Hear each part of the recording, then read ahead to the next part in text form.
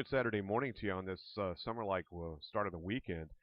Yesterday, Friday, we had temperatures widespread into the 80s and even a few local temperatures hitting 90 degrees at places like Waterbury Center. This is West Paulet, 91, and over down around Sweezy at 90 degrees. Looks like another 90-degree reported here in the Connecticut River Valley.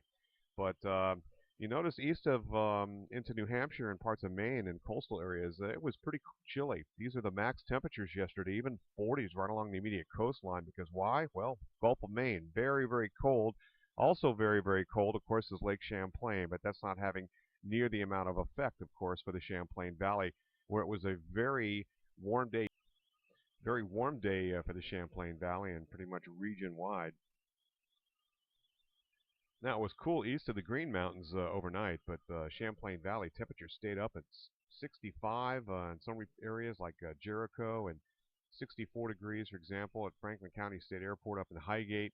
A very warm night with a south wind blowing and stirring up the air and mixing that warmer air down to the surface, and really the effects of Lake Champlain not really prevailing too much, except at places like, well, Colchester Reef and immediately with near the larger masses of water, those temperatures being reported close by there.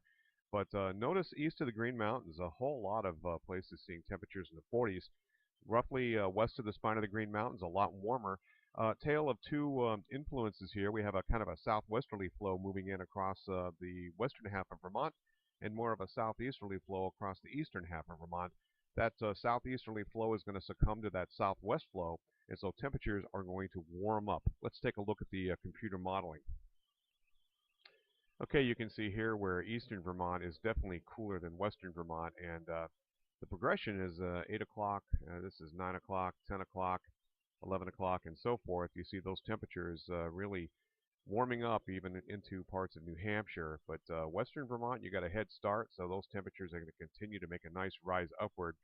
By the time we get into, say, 5, 6, 7 o'clock, those temperatures start to make a little bit of a drop, but everybody is going to homogenize, and dew point temperatures are also on the uptick. Let's take a look at that here. So, kind of not really that humid or moderately humid, but those dew point temperatures make an increase. You can see temperatures, those dew point temperatures in the low 60s and whatnot in the Champlain Valley. But keep your eyes on Massachusetts and to the south. You'll see a run up here as those higher dew point temperatures make it into the state during the evening hours with a southerly flow.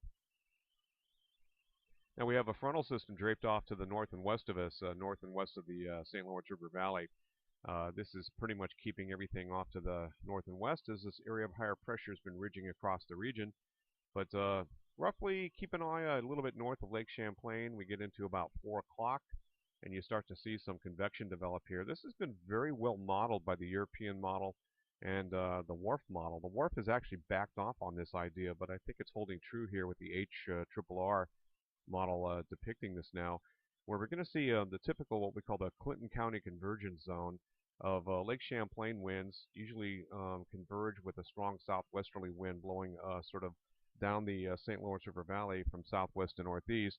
The combination of these two causes a convergence zone, and that pops typically showers some large cumulus and towering cumulus, and looks like we have some thunderstorms, at least the makings of which, right across the northern part of the Champlain Valley and probably into the northern tier areas. This is the progression here. There'd be 6 o'clock. This would be 7 o'clock, 8 o'clock, 9 o'clock. So some of that getting in here. Probably some of this activity is starting to fall apart. But remember, we do have higher dew points working into the area, so this may be a little bit longer lived. But for the most part, northern tier of Vermont, rest of Vermont today, not a problem.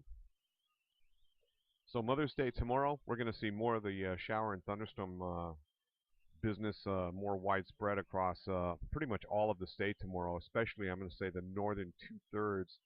But this activity may be rolling to our north during the overnight period, and we may wake up tomorrow morning even with some showers in the area, and again some afternoon and evening thunderstorm activity across Vermont on Mother's Day. So heads up on that. Your best chance of having not seeing any shower and thunderstorm activity, parts of southern New England, southeastern places like southeastern New Hampshire and coastal Maine, for example. But I think we're going to be under the gun here, at least in the central and northern areas of the state of Vermont. during the day tomorrow, Sunday. Roger Hill, Wuthering Heights.